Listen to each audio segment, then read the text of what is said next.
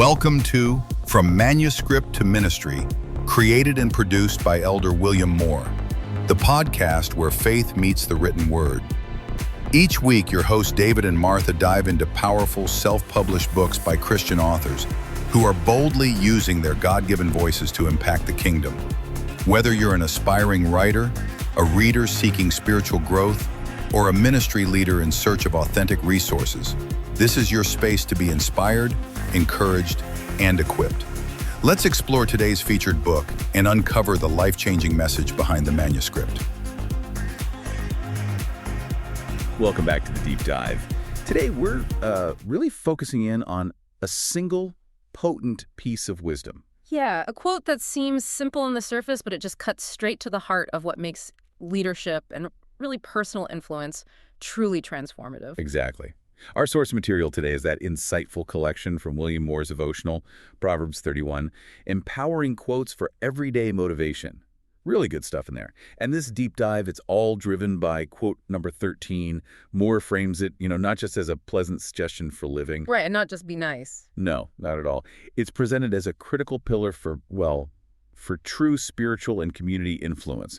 We're really zeroing in on the practical mechanics of grace, if you will. Mechanics of grace, I like that. Focusing on how choosing compassion, that specific choice, fundamentally alters the whole landscape of our human relationships. It really does. Okay, so let's unpack this then, because the core thesis, the idea driving our entire conversation today is this really powerful statement. We want to put this right in your lap, listener, right away. Get it out there. She chooses kindness over judgment, understanding that compassion has the power to change lives. That hits hard. And our mission today, it isn't just to, celebrate that sentiment. We want to really dismantle it. Take it apart, see how it works. Exactly. Synthesize how this intentional choice actually functions as a deliberate, life-altering strength. We really aim to show you, the listener, exactly how this seemingly soft quality, Often seen as weakness, right? often seen that way, yes, but how it's actually a form of profound, proactive warfare against one of the most destructive forces in modern life, and that's shame. Warfare against shame. Yeah. So we'll provide a clear structure, ask some maybe challenging questions along the way, and hopefully offer some memorable examples for, immediate knowledge gain, something you can take away and use. All right, let's dive in. So first things first, we absolutely have to start by tackling this universal truth presented in the source material. Compassion is fundamentally a strength. It's not weakness. Right. And that's critical because we live in a world, or at least we operate within social systems, that often define strength very differently, don't they? Completely. Strength is often framed through, rigid boundaries or competitive advantage or maybe the aggressive use of critique, being tough. Absolutely. Being tough. The source directly challenges that idea, the notion that stoicism or hardness equals strength. It flips it. How does it define it then? Well, it posits this fundamental premise. Compassion is defined specifically as, and I love this phrase, strength clothed in grace. Strength clothed in grace. And what's fascinating when you dig into that is the sheer effort required to maintain that state.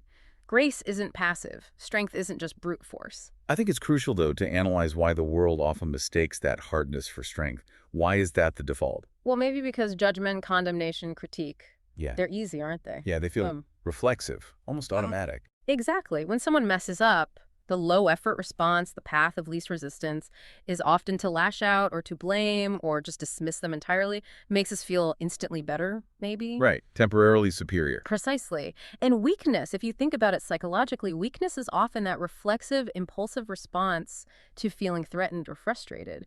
So in this context, criticism is the easy, low-effort, immediate path. It gives that quick hit of feeling superior. But true strength, the kind that requires real internal discipline, self-regulation, perspective, that strength lies in the ability to pause. Ah, the pause. Yes, that moment of suspension, that decision to step back from the raw impulse to condemn, that is the strength. And then the resulting action, the deliberate choice to extend mercy or understanding instead.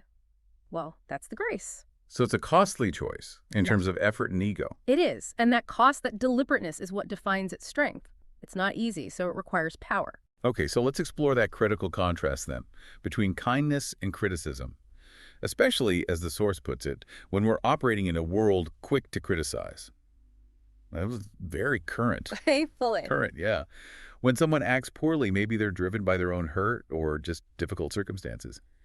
The default societal script seems to be highlight the flaw, point out the error, administer the judgment. Quick and clean, like a reflex. Exactly. And this is where the Proverbs 31 figure, let's use her as the archetype of this applied, wise leadership the source talks about. This is where she becomes exemplary. How so?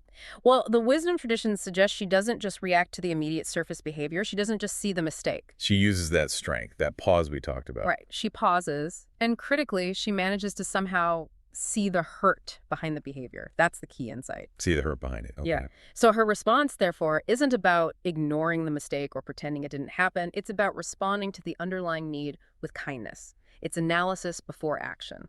That definitely elevates the choice, way beyond just being, socially nice or polite. Oh, absolutely. Our source clarifies this response is meant to reflect something much bigger, a higher love, a love that sees the inherent value in the individual, even when their current actions seem to contradict that value entirely. It's profoundly relational, isn't it? It transcends the usual sort of give and take of social contracts, which are often about fairness or retribution. Yeah, you did this, so you get that. Right. But if we translate that higher love into maybe more secular or psychological terms, what does it mean? It means operating from a place that recognizes the long-term potential of a human being. Instead of just judging them based on the snapshot of their immediate failure. Exactly. It's like holding on to a belief in their best self, even when they aren't demonstrating it at all. It's a commitment, really. That commitment, that brings us really neatly to a key metaphor used in the source material. It contrasts the effects of judgment versus compassion, the chain metaphor.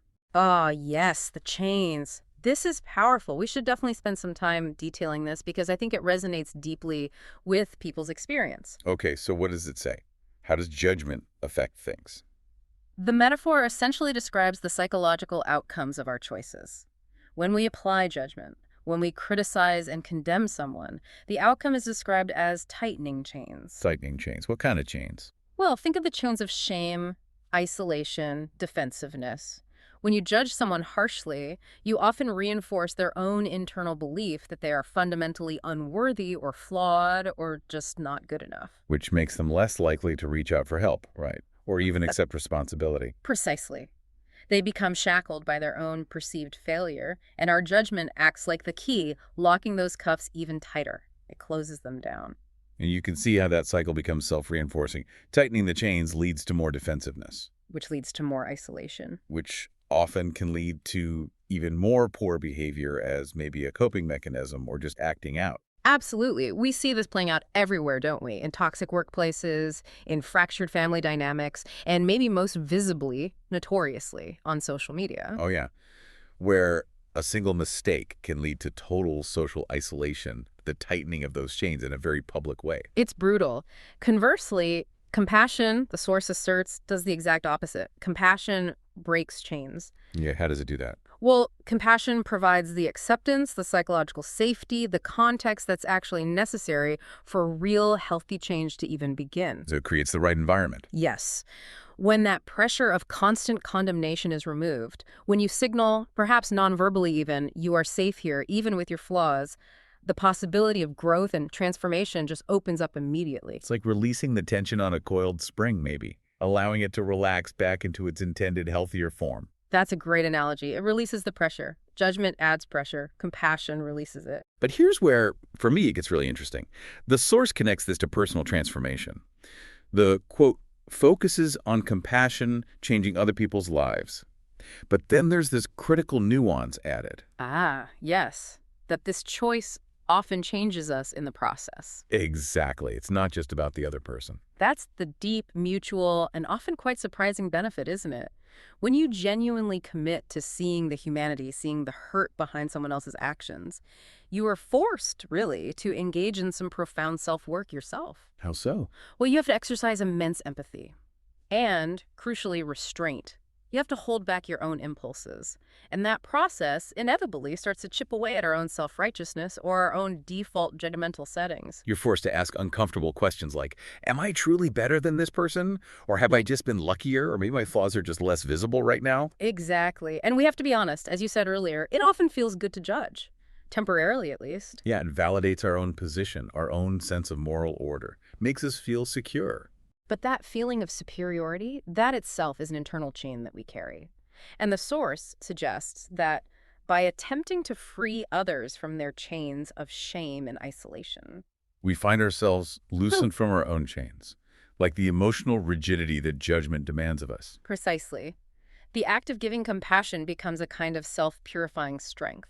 It frees us from the toxicity of our own constant condemnation, our own need to be right all the time. So extending grace fundamentally changes the giver's perspective, too. It demands humility. It absolutely does. You cannot successfully lead someone toward redemption or healing while maintaining a posture of absolute moral superiority. It just doesn't work. The strength of compassion is revealed partly because it demands that we purify ourselves first. We have to drop our own stones. Which leads us perfectly into the next section. Okay, so the challenge here, as you were just saying, is proving that compassion isn't passive. It's not just rolling over. It's a strategically powerful intervention. Right. And to fully grasp this disruptive power of compassion as strength, we need to move from the philosophical, the metaphors, to a specific, really high-stakes historical precedent, one mentioned in the source material. You're talking about the famous encounter of Jesus with the woman caught in adultery? Exactly. It's held up as the perfect illustration of this principle in action. Choosing kindness over judgment in literally the most conflict-ridden scenario imaginable. It's like the ultimate masterclass in strategic compassion. Let's really set the scene here, because the stakes couldn't have been higher, could they? Not at all.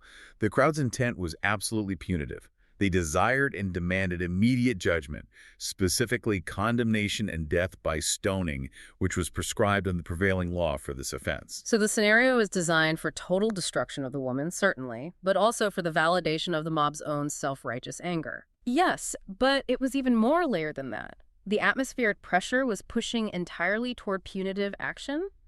But what makes this example so compelling is understanding that the confrontation was highly strategic on the part of the accusers. How so? They just wanted to enforce the law, didn't they? Well, yes, but the religious and legal authorities who brought her forward were likely using this woman as bait. It wasn't just about condemning her, it was also about trapping the compassionate authority figure, Jesus. Putting him in a no-win situation. Exactly. They demanded he choose either violate the strict letter of the law by letting her go, which would undermine his authority, or violate his own message of mercy by condemning her to death, which would make him seem like a hypocrite. So there was no safe path out for him, or so there were a legal and spiritual landmine, as you said. Precisely. They demanded condemnation. But he offered compassion. And crucially, the source highlights that the delivery of that compassion wasn't soft or sentimental. It was incredibly strategic. It wasn't just a simple statement of forgiveness, like go and sin no more. Yeah. It came later. Right. It was a challenge, a move that fundamentally redirected the entire focus of the judgment away from the woman and onto the accusers themselves. This is what the source calls the divine mic drop, which is a pretty great term, actually. It really is, because it suggests a sudden, undeniable end to the argument, leaving everyone stunned. He knelt down, he wrote in the sand a deliberate, tension-building pause you could imagine. Buying time. Or showing he wasn't reacting impulsively. Perhaps both. Then he stood up and issued that challenge. Okay, let's dissect that specific challenge. Let him who is without sin cast the first stone. Why was that so effective? It was the ultimate disruptive maneuver. Think about it. It didn't actually defend the woman's actions. The text is clear she was caught in the act. So he wasn't denying the transgression. No. Instead, he strategically redirected the required moral authority to carry out the judgment. He didn't repeal the law on the spot. He simply raised the necessary qualifications of the executioner to an impossibly high standard. Perfect sinlessness. Nobody can meet that standard. Exactly. And the sheer brilliance of the move lies in how it forced introspection. The accusers were focused entirely externally on the woman's obvious visible flaw. They came ready to point fingers outward. But his challenge forced them to immediately pivot inward. Right. They had to confront their own imperfection, their own moral compromises, their own hidden hypocrisies. Suddenly, the spotlight wasn't on her anymore. It was reflecting back on them. And that must have immediately shifted the entire atmosphere of the confrontation, right? Dramatically. The source emphasizes this. The emotional climate went from this frenzied, punitive aggression you can imagine, the shouting, the anger, the stones ready, to the sudden, quiet, probably deeply humiliating self-scrutiny. They arrived demanding the death of another. And they left confronting the uncomfortable reality of their own moral mortality, their own failings. And because they couldn't meet that impossible standard he set, total sinlessness, they didn't even need a ruling from him on the woman, did they? No, they just dropped their stones and dispersed. The text even notes, starting with the elders, the older ones who perhaps had accumulated more life experience, more awareness of their own compromises. Wow. So this powerfully validates that core claim from the devotional quote. Compassion truly does have the power to change lives, and not just the life of the recipient, the person being judged. It fundamentally changes the lives, or at least the immediate actions, of those delivering the judgment. It forces them, however briefly, to choose grace, or at least withdraw, over their impulse for condemnation. So the synthesis for you, the listener, is crystal clear from this example. Compassion isn't weakness. It's not passive acceptance. It is a profound, active, and deeply strategic intervention. And when it's delivered with wisdom and integrity, like in this story, it acts as the ultimate disruptive force against these punitive cycles, these cycles of accusation and condemnation. It clears the space, then, for something else. Exactly. It clears the space for potential reconciliation, for transformation, and maybe for rebuilding a healthier sense of community. It stops the destructive cycle cold. Now, moving from that powerful historical precedent, we really need to transition into the difficulty of making this choice personally. Because it's one thing to admire it in a story. And quite another to do it ourselves when we're feeling wronged or angry. Absolutely. We have to acknowledge the honest truth that informs this entire system, this whole idea. It's just plain easier to judge than it is to extend grace. Way easier. Judgment feels efficient, quick. It's fast, it's cheap emotionally at first glance anyway. And as we touched on, it's often emotionally gratifying in a kind of perverse way, isn't it? Yeah. Because it confirms our own sense of moral superiority. At least I'm not that bad. Yeah. And we have to be honest about that gratification. It's a huge internal hurdle the sources are asking us to overcome, isn't it? It really is. When someone else is demonstrably wrong or has hurt us, we feel justified in our anger, validated in our position. We feel temporarily safe in our own self-assessment. But extending grace, that requires something different. It requires us to suspend that immediate gratification. It forces us to confront our own shared humanity, our own flaws and vulnerabilities. We have to tolerate ambiguity, complexity. And we have to sit in that discomfort of knowing that we, too, are capable of failure. Maybe not the same failure, but failure nonetheless. Precisely. And that is why the choice toward compassion is defined by discipline. It's not the default. If we simply rely on our immediate self-validating impulse, we will almost always default to judgment. So if we want to move toward compassion, it has to be intentional, conscious. It has to be. It requires intentionality, a deliberate countermove against our own reflexes. Okay, but let me push back on the source material here for just a second. If we're talking about applying this in real life, say in leadership, whether you're a boss, a parent, a community leader, is there a risk here? Does this intentional choice confuse compassion with just a lack of accountability? That's a really important question, a valid concern. Doesn't the source material risk presenting compassion as this kind of fluffy concept that just enables bad behavior, letting people off the hook? It's a critical distinction to make, and I think the answer is rooted in that key nuance from the Proverbs 31 mandate we keep coming back to. It's about intentionality, not about achieving perfection in others or about excusing their behavior, okay? How does that work practically? Compassion, as defined here, isn't the absence of accountability. It's actually the means by which accountability can finally be received effectively. Think about it. If I just condemn you, yell at you, shame you, what's your focus? Defending myself, pushing back, justifying my actions. Exactly, you're shut down. But if I can manage to extend grace first, create that psychological safety, then maybe, just maybe, you can finally hear the critique, absorb the feedback, and take responsibility.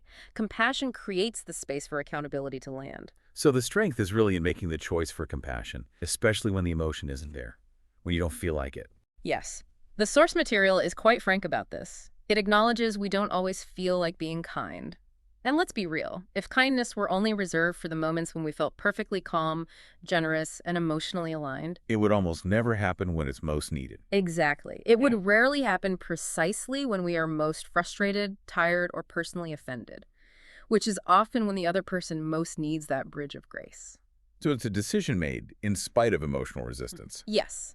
It's saying, fundamentally, my behavior towards you right now is going to be driven by my deeper intention to redeem and reconcile, not by my fleeting feeling of anger or superiority.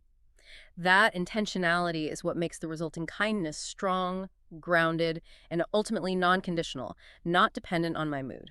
Okay. And when you consistently practice that intentional choice, day in, day out, especially when it is difficult, what's the outcome?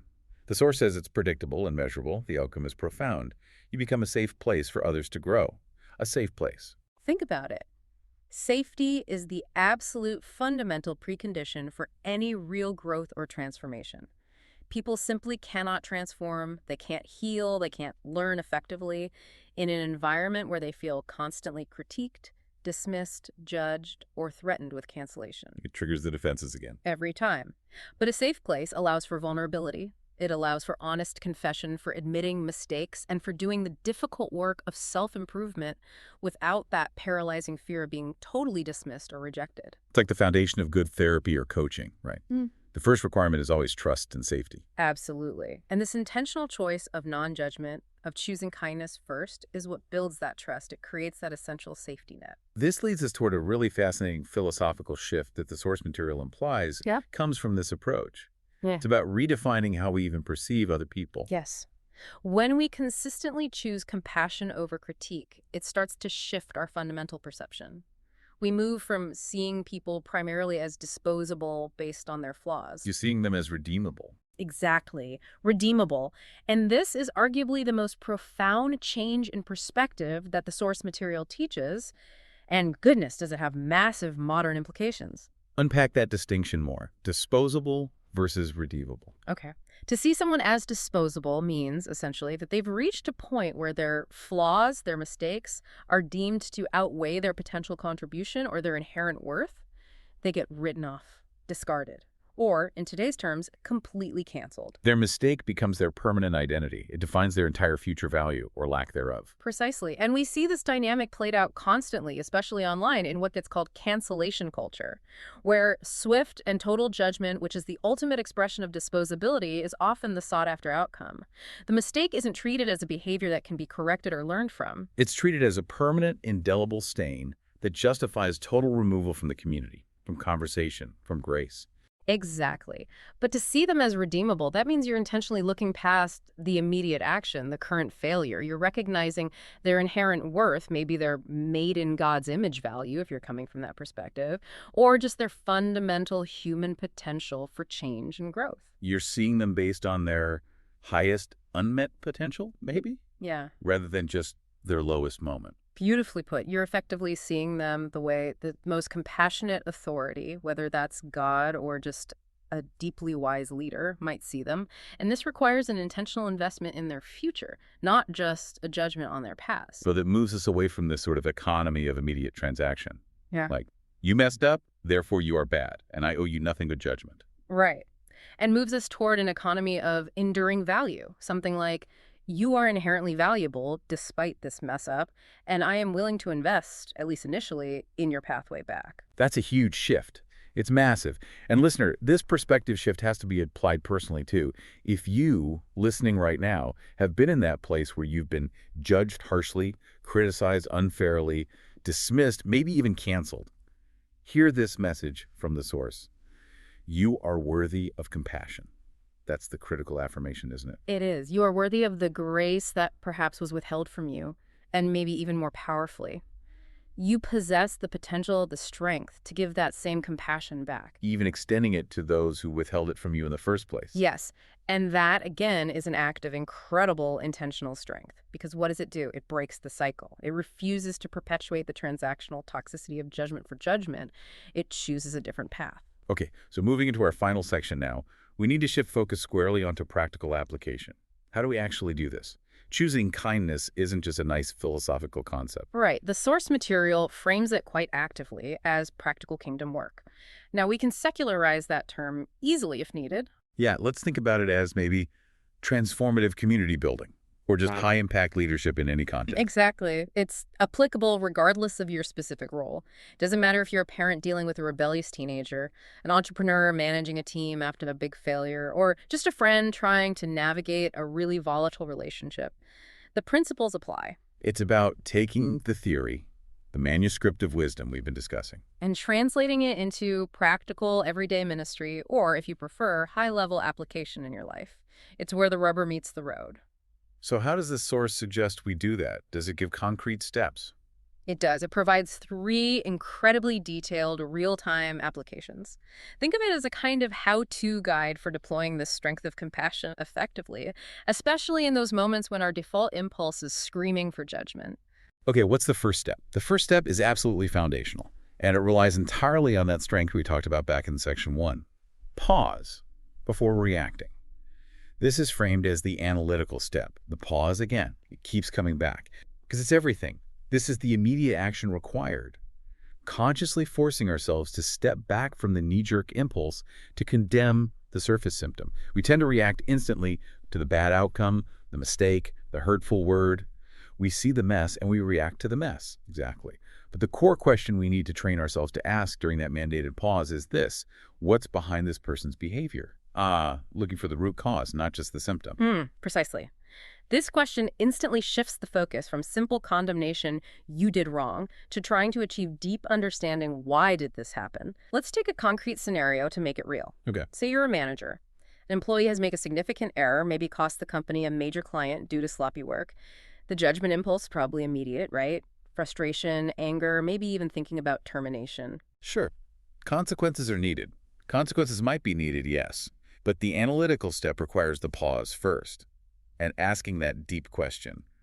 What's behind this sloppiness? Is this anger I'm seeing from them actually rooted in their own professional fear or insecurity? Or is this defensiveness maybe rooted in some past trauma of being unfairly criticized? Could be. Is this mistake actually rooted in something systemic, like inadequate training on our part, or an unmanageable workload balance? Or maybe even a serious personal crisis happening at home that we know nothing about? So many possibilities below the surface. Exactly. And by focusing on trying to understand the root cause, or as the source puts it, the hurt behind the behavior, you immediately move out of the mental courtroom of judgment where the only verdict is dati, and potentially into the clinic of care where the goal is health, repair, and future prevention. And sometimes the compassionate response is also the most strategic one for the business or the relationship. Often, if you diagnose the root problem as, say, burnout due to excessive workload and lack of sleep, then your compassionate response, perhaps adjusting workload, setting clearer boundaries, offering flexible time, isn't just kind, it's also the most effective way to prevent the costly mistake from happening again. Okay, that makes sense. What's the second step after the analytical pause? The second step flows logically right from that pause. Lead with empathy. This is called the connecting step. Lead with empathy. Yeah. This means prioritizing understanding over just lecturing or correcting. You might not agree with the person's action, you might still need to address it, but you make an effort to connect with their underlying humanity, their internal struggle, their perspective first. So it's acknowledging the difference between validating the person and validating the mistake. You don't have to approve of the action to connect with the person. Perfectly stated. You connect with the person, not necessarily the behavior. And the source highlights the simple, yet often profound, power of communication here. It notes that even a simple phrase like, I see you, can soften a hard heart. I see you, meaning I see your struggle, I see your frustration, I see you're overwhelmed. Exactly. When a child throws a huge tantrum because they're completely overwhelmed and can't regulate, or an employee snaps in a meeting because they're burnt out and feeling attacked, saying something like, wow, this seems really hard right now, or I see you're incredibly frustrated, that validates the struggle, not the outburst itself. And that validation, that feeling of being seen, that's the key lubricant for transformation, isn't it? It really is. When a person feels truly seen and understood, even in their mess, their defenses often just lower, almost automatically. They feel safe enough, maybe for the first time, to actually admit their mistake or take responsibility or listen to guidance. Whereas if they just feel judged right off the bat, They'll spend all their energy defending their position, justifying their actions, building walls, and any attempt at accountability becomes completely moot. It just bounces off. Empathy builds the bridge for accountability to cross. okay, pause, analyze, lead with empathy. What's the third step? The third and final practical step connects this intentional kindness back to the larger spiritual or community context. It's called be the bridge. This is framed as the ministry step or the high-impact application. Be the bridge. How does that contrast with judgment? Well, the source contrasts the outcomes of the two choices really sharply here. Judgment almost invariably functions as a wall builder. Okay. It pushes people away from healthy community, away from positive connection, away from support systems, and potentially away from finding any real resolution to their internal struggles or the external problem. It confirms their worst fears of isolation and rejection. Judgment isolate. Yes. Kindness, however, serves as the bridge. It's presented as the structure that reconnects them. It actively demonstrates that connection and acceptance are still possible, even after a significant failure or mistake. So it's the pathway back. It's the pathway back. Whether that reconciliation needs to happen with a spouse, with a team at work, with a community group, or even in a spiritual sense with a higher moral framework or with God. The compassionate leader or friend or parent doesn't just forgive passively. They actively help create the infrastructure, the bridge for the person to return to productive, healthy membership. That's a very active role. Pause, empathize, bridge. Exactly. It's a process.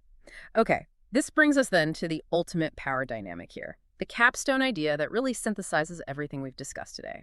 We started by reiterating the source's core assertion.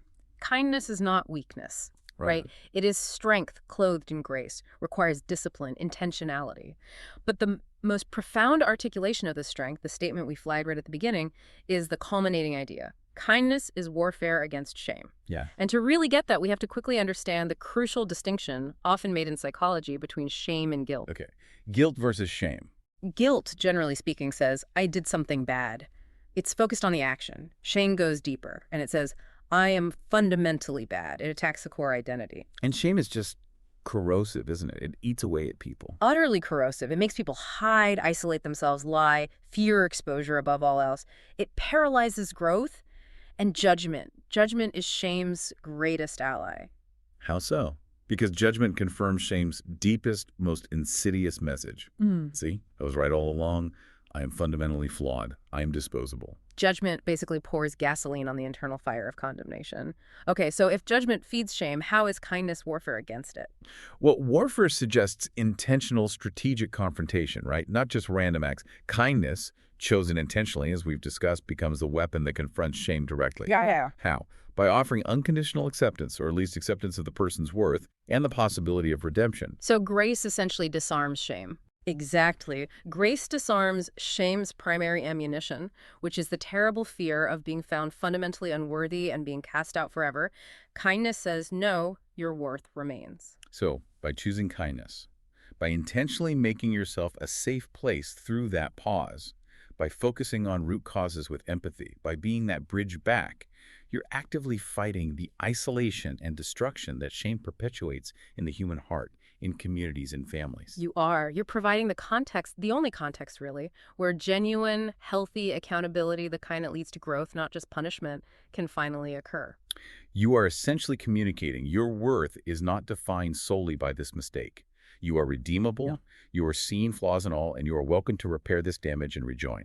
And that message, delivered consistently, is powerful enough to break those chains we talked about way back at the beginning. It frees the individual not just from the external judgment of others, but hopefully, eventually, from the crippling internal monologue of worthlessness that shame dictates. It's liberation. #tag outro. Wow. Okay, as we conclude this deep dive, let's just quickly summarize the core encouragement we've drawn from William Moore's wisdom today. It really boils down to that intentional choice. Yeah. Choose kindness over judgment. It sounds so simple, but we've seen just how complex and powerful it really is. We've learned today that this choice, it's definitely not soft. It's analytically strong, demanding that we pause, ask the hard questions, look behind the behavior. Right. And it's redemptive. It fundamentally redefines people, ourselves included, as worthy, as redeemable, not disposable, even in the face of significant failure. And ultimately, it seems to be the most potent, active form of transformative leadership or influence available to us, really in any sphere of life. It truly does seem that way. It changes everything. So here is the provocative thought we want to leave you with today. Something for you to mull over, maybe chew on, as you navigate your own complex choices this week. Your profound influence, your leadership, your impact on others, the actual quality of your relationships. It begins with the manuscript, right? The wisdom, the source material, the philosophy that guides you, like the quote we discussed. Sure, the foundation. But yeah, it ultimately comes alive through your message. And by message, we mean how you choose to live out that radical, intentional choice of compassion, in every single real-time interaction. So the knowing isn't enough, it's the doing. Exactly. That message, your lived behavior, is the difference between just, writing down a quote about kindness in a journal and actually embodying a life that actively breaks chains and wages that strategic warfare against shame, both in others and maybe in yourself. So the question becomes, what message are you choosing to broadcast today? Through your actions, through your pauses, through your empathy. A powerful question to end on. Thank you so much for joining us on the Deep Dive. We genuinely hope this knowledge empowers you to lead and just to live with both strength and grace. Yeah, it's been a great discussion. We look forward to diving into the next stack of sources with you all again soon. Farewell for now. Thank you for joining us today on From Manuscript to Ministry. If today's featured book encouraged, challenged, or inspired you, we invite you to take the next step, purchase a copy, and support the author behind the message. When you invest in their work, you're not just buying a book, you're sowing into good ground and helping advance the kingdom of God through faith-filled storytelling. Don't forget to subscribe, follow, leave a review, and share this episode with someone who needs it. Your support helps these powerful voices reach even further. Until next time, keep reading, keep writing, keep praying, and keep walking boldly in your calling. God is still turning manuscripts into ministries.